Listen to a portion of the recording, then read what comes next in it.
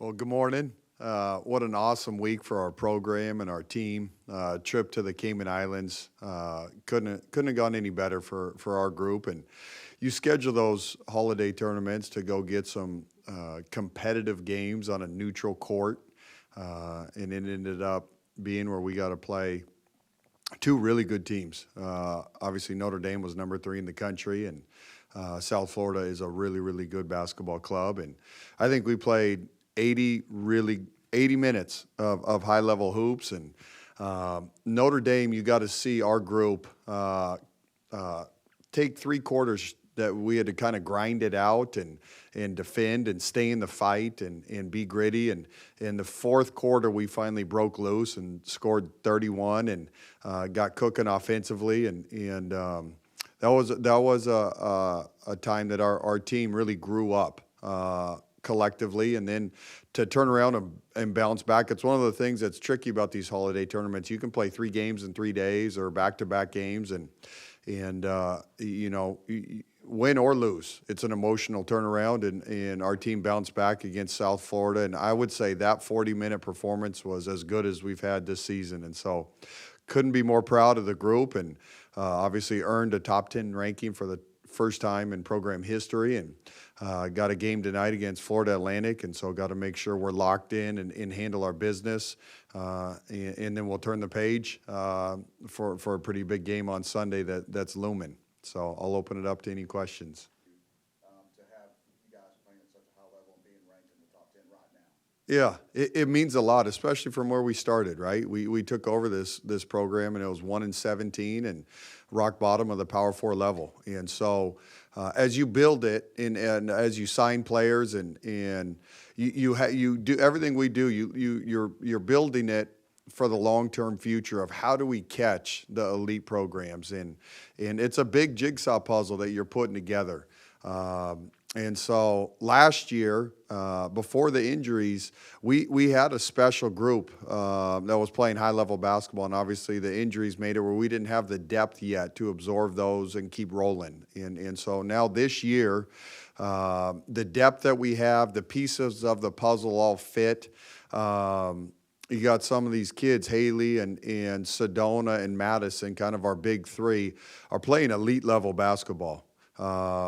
That's as good a trio as there is in the country. And so that was the hope as you put the puzzle together, but you never know if it's going to come to fruition, if they're going to play the game right, if they're going to share the ball, if they're going to be great teammates. Those are things you never know. But on paper, the puzzle pieces you knew had a chance to really fit. And all of us are learning they do. And so being top 10 is a great milestone. We're celebrating that. It is a big deal, especially when you've never done it in program history. At the same time, it's a long season. You got to keep getting better each week. I kind of talk about the 3 H's as you got to stay healthy, the group, you got to stay humble, and you got to stay hungry. And you got to do that all the way through March. So we're excited, and this group has earned that. This group has earned it.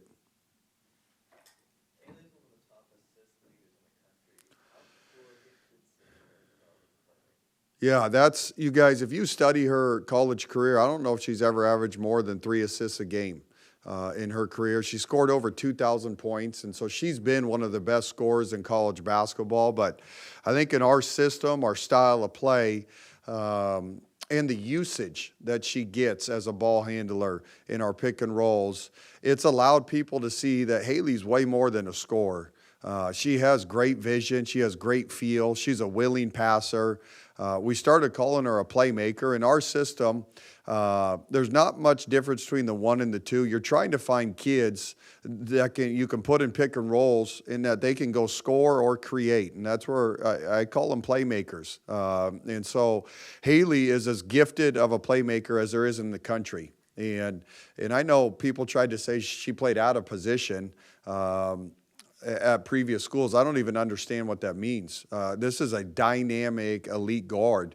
She just needed space and the opportunities to go create. And now you're getting to see that. And I don't even know what she is. I think she's top 5, top 6 in the country, both with assist to turnover and assists. And she's scoring 20 a night. And so Haley's playing high-level basketball. If you saw her work, none of it would surprise you. If you saw her grind, none of it would surprise you.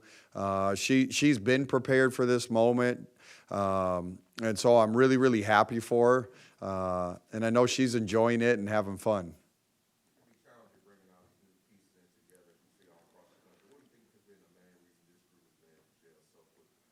Man, that's the element you never know as you put your puzzle together. You hit it. And that's kind of, I think, the secret sauce of our program is getting and blending all these players. But Madison and Sedona and Haley, our big three, have set the tone with their unselfishness. It's each of their last year of college basketball, and those are 3 high-profile scores. And from the get-go, they've played the game right. They've been unselfish, and if those guys play the game right, it makes it a lot easier for you to hold everybody else accountable. But it started with those 3 kids from the get-go, and they deserve all the credit. And that's a tricky thing in today's modern basketball, or not just basketball, but college athletics, is to get a new group to lose themselves in the team, to trust, to share the ball, to play the game right. And those 3 have done that, and the whole group has done it. I don't know where we're at, but I know we're up there in assists in the country and assist to turnover ratio. And those stats let you know you got an unselfish group. What's kind of the message tonight, Coach, as you face a pretty decent team and not look past this team and look ahead to Sunday? Yeah, that's one of the things. This group, we're old. We're 22 years old. So far on this journey, I was nervous about that leading up to the NC State game. At that time, that was probably the biggest non-conference game in our program history. And the team was locked in before and after that game. And then, the Notre Dame game, managing that, and you got a quick turnaround with South Florida. I was scared to death of how we would show up the next day after a big win like that. And so far they're 2 for 2. And part of that's just the maturity of this group. Let's handle our business. I know for us, this is a big game. It's the first time TCU's played a game as a top 10 team in the country. And let's make sure we show everybody that we earned that. And to not look past it. And so there will be a crystal clear message tonight, but had a great practice yesterday. We got shoot around here this morning. And so far this team, they have been all business. And so excited to compete. And this team's dangerous and they're good. And so we've prepared and they'll be ready.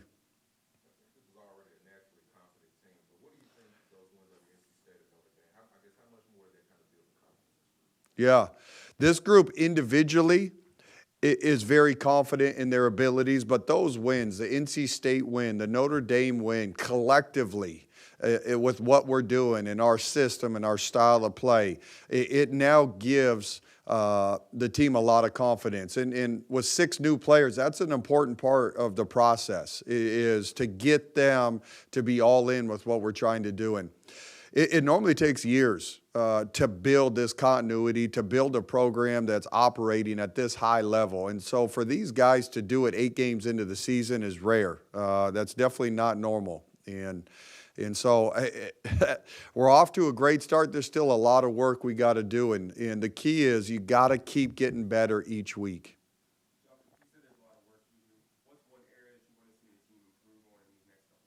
Yeah, no question. Defensively, we got to get better. Our communication, our talking, defending as a unit is something we got to continue to work at. And then rebounding and boxing out and finishing possessions.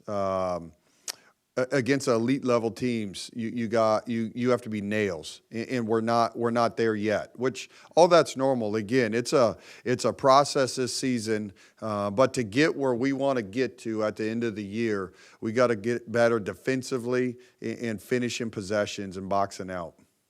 So with that 9 in front of your name now, you're gonna have a target on your back.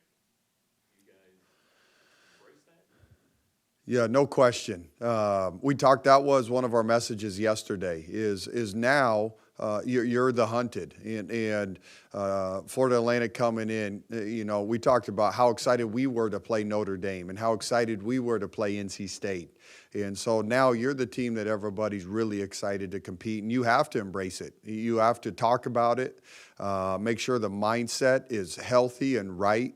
But you're going to get everybody's best shot now, and that's part of the learning curve. Is these teams coming in and the teams that get to compete against us, you're going to get their best effort, and so we got to be locked in for 40 minutes from the tip, and we're addressing that, and we'll continue to address it as we navigate this journey. But you're not sneaking up on anybody anymore. What's the most pleasant surprise about the team? Oh, their humble spirit. Their humble spirit. This group, you guys, there's a joy that they have playing together, and a camaraderie that's really special. And that's you work hard in the recruiting process, and our staff works really hard to vet and find the right kind of kid. And there's two elements to that. You're trying to find people that fit our spread pick and roll system and that the basketball piece fits, but you're also trying to get your locker room right, get your culture right. And we work really hard at both of those pieces. And so watching them come together, that part is our secret sauce right now. And Haley coming in here as a big piece, and there's two of them in that starting lineup, Donovan Hunter and Haley as our backcourt. Their humble spirit that those two kids have, and their unselfishness as your backcourt has been special, has been really special. And then you got Sedona and Connor, who are obviously your two kind of alphas that are returning. And then Taylor Bigby has slid in there and is kind of our glue. And she's very unassuming, but she is an elite defender. Her length has bothered people. She can guard 1 through 4. She can really shoot it. She can handle the ball. But she has done an amazing job and plays multiple positions for us. And obviously, you still got Agnes, Una, and Aaliyah that have been the 3 core kids from last year's group that have been just nails for us. And you guys, again, the secret sauce is these returners, the newcomers, blending this whole thing together, and how they've done it with such a humble spirit is why we're off to the start that we are. Your mantra for the season has kind of been 40-minute fight for each game. Can you describe that mentality a little bit more, how it's helped you in these games against big opponents, and then how it's going to help you in games? Yeah, no question. At the end of the day, to do what you're trying to do and win at the level we're trying to win at, it's going to take 40 minutes every night. And so we set the tone from the get-go. And then there's layers to that, right? Like the net rankings, which is a formula that the NCAA uses. It's based on your offensive efficiency, your defensive efficiency, your strength of schedule. And so you got to play the game right, regardless of who that opponent is. And so we've established that. Our goal is to earn a top 16 seed. And you do that one game at a time, and you build a resume. And in a top 16 seed in women's basketball is 2 home games in the NCAA tournament, which is different than the men's side. And that is a huge advantage if you can put your program in a position to do that. And so that's the end goal. And in order to earn that, it's a 40-minute fight each night, regardless of who that opponent is. Play high-level elite basketball and play the game right. And so the kids have bought in on that. I think it's been evident, regardless of who we play, regardless of who the score is, we're playing 40 minutes hard and playing it right. And so really proud of the team for doing that. And that's not easy. Sometimes in these blowouts, in the fourth quarter, the game gets a little sloppy. And so far, that hasn't been the case with this group.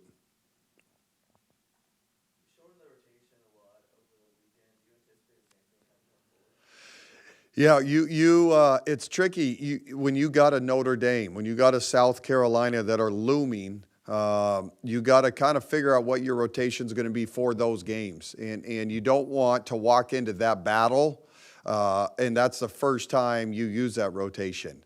And so that's a tricky part. You need to make sure, one, we're playing our whole bench so that they're getting reps, but at the same time for these big games, you want to make sure we know what rotation we're using and that they're comfortable with it before you get in that fight. So I'm balancing both of those things of making sure we're using our bench and that they're getting the reps they need, but at the same time, we're prepared for these really big games. Any final questions for Coach? Is there any update on Maddie? Right now, no, nothing new. And they're still walking through that process, but that we'll have a more clear answer here really soon. And then you guys, hey, obviously we got a game tonight, but we need Fort Worth to show out for Sunday. That's an opportunity where it's 2 top 10 teams in the country, and in South Carolina, they're at the pinnacle of our sport. And for them to come into Fort Worth and have the opportunity to compete against them, and we got a team that's worthy of going out there and competing. And so these games are hard to get. They're really hard to get in Fort Worth and get teams to come here and play. And so at Dickies Arena, 6 o'clock, games on ESPN2. But it's going to be a special opportunity. And so we need an incredible crowd.